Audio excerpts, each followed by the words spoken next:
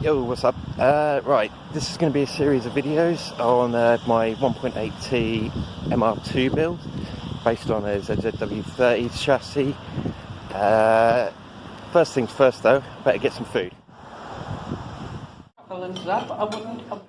Nips and girls. Right, now I've had something to eat and the weather's sorted itself out. We'll get onto the actual car itself here, which is this 2005 zzw30. With fairly good nick, missing the headlights at the moment. They are in the car over there. The interior itself, all alright, tidy. Roof, fairly good for one of these. Bit of a manky wing down there.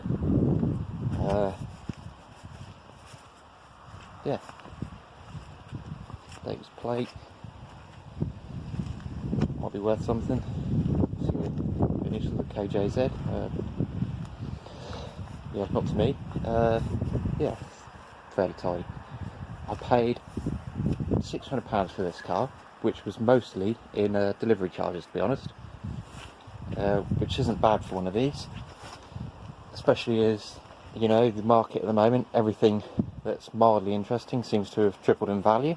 The last 18 months. I think it's because people can't go on holiday, so they're wasting money on cars and boats and any other sort of hobby that they can do while still in this country. Right, hopefully it will start and you might be able to hear the reason that this only costs £600.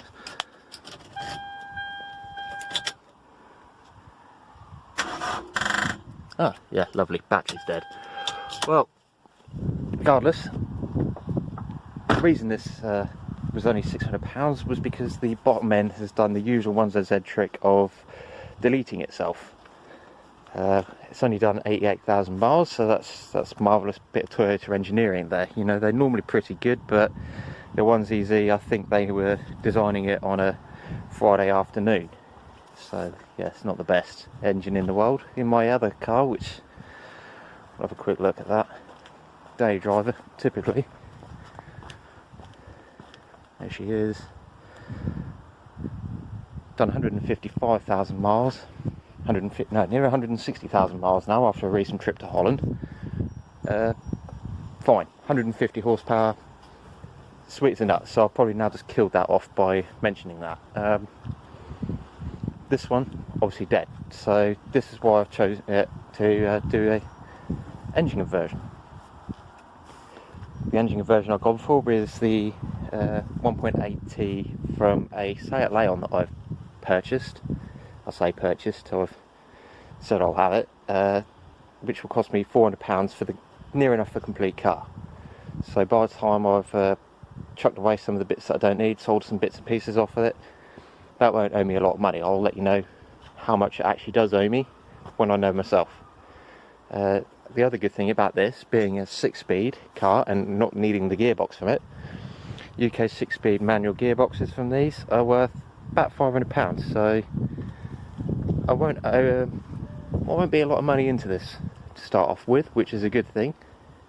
I won't have a lot left by the time I have, sold the gearbox from this and got the engine out of the other car, but only owe me, I'd say, about £500, because the mounts themselves, which I'll put a price list up of all the parts from the guy that does the conversion kits, the mounts themselves have cost me £480. I've just purchased them so far because I plan to do this in stages, clean the engine up, etc., build it up mildly, because whilst it's out you might as well, chuck some rods in it and make it safe for 500 horsepower. I think it would be rude not to do that, really.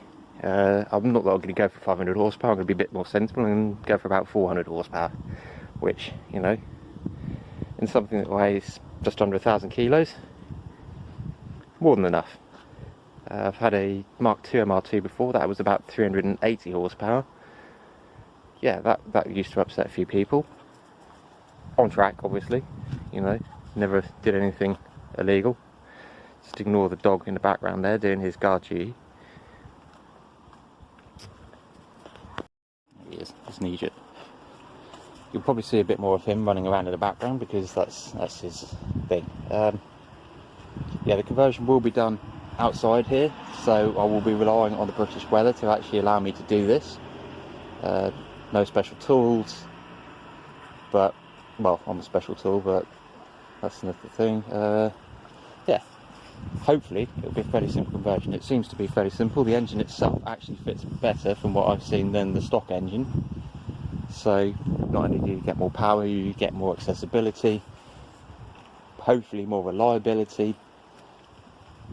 You know, it makes sense to me. A lot of people probably won't like the idea of a German-Japanese collaboration, but you know, I don't think history has anything against it. Anyway, yeah, there's also the possibility, if you wanted to go and do this conversion yourself, you could also go for the diesel route, for the 1.9 PD lumps, which, you know, they do have a good reputation. They can make good power, and you could probably get 50 odd miles to the gallon, if not more, out of it as well. I just prefer engines that, you know, rev to more than 4,000 RPM, hence go for the 180. It's just more me. Yeah, if you have any questions or suggestions, I do apologise for the video quality, probably the sound quality. I'm recording this on a 5-year-old Motorola phone currently, because I'm spending more of my money on the cars and not the recording equipment at the moment. So until YouTube starts paying me, you know, thousands of pounds for waffling on, yeah, unfortunately we're going to have to make do. But hopefully that's a good bit of info for you. Good start. You know, we'll see how this all goes along. It might take a little while, maybe big gaps whilst I'm waiting to recoup some money, but yeah, hopefully this will be a fun car, fun project. Only mild swearing occasionally. So yeah, thanks for watching. You know, all the YouTube usual stuff.